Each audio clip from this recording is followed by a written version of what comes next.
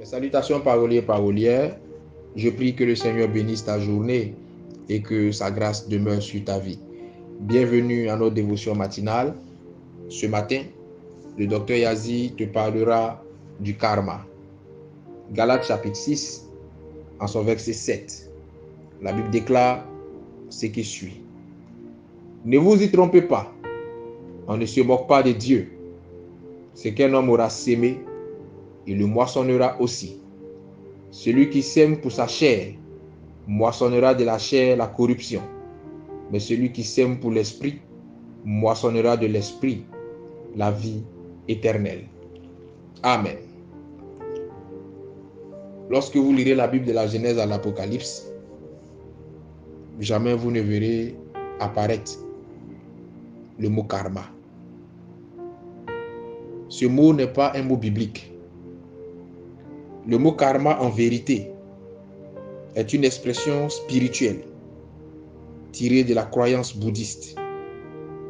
En d'autres termes, le mot karma est un mot bouddhiste. Son équivalence biblique est matérialisée dans Galates 6, au verset 7, que nous venons de lire, que l'on appelle spirituellement la loi de la causalité, ou la loi de la cause à effet, ou la loi de la sémence et de la moisson. C'est-à-dire, ce que l'on sème, on finit toujours par le récolter. Si tu fais le mal te revient toujours en mal. Et si tu fais le bien te revient toujours en bien. La vie est un miroir qui te ramène toujours l'image que tu lui envoies. La vie est une salle qui te ramène toujours l'écho de la voix que tu lui transmets. Le karma n'est pas défini par l'aigreur que tu ressens vis-à-vis d'une personne ou par ton débit élevé de colère ou par ton ressenti négatif vis-à-vis de cette personne. Beaucoup de chrétiens se sont accaparés ce mot, se sont appropriés cette théorie justement pour faire un peu étalage quelque part de leur côté rancunier.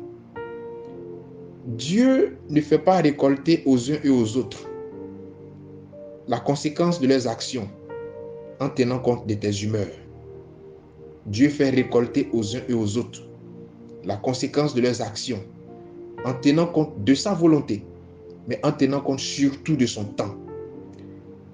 Ce n'est pas à toi de déterminer le temps, la manière ou le lieu où chacun recevra la conséquence des bonnes ou des mauvaises actions qu'il aura posées. Dieu seul en a le droit.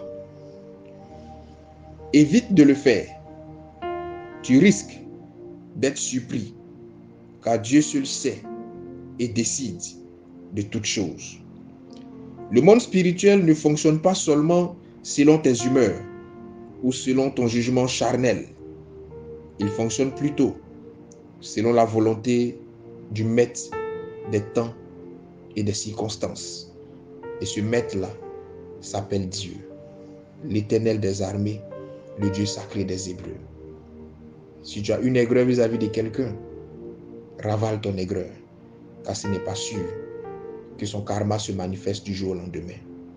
Si tu as un ressenti vis-à-vis de quelqu'un, ravale ce ressenti, car ce n'est pas sûr que son karma se manifeste d'une seconde à une autre. En le faisant, tu te rends prisonnier ou prisonnière de cette personne.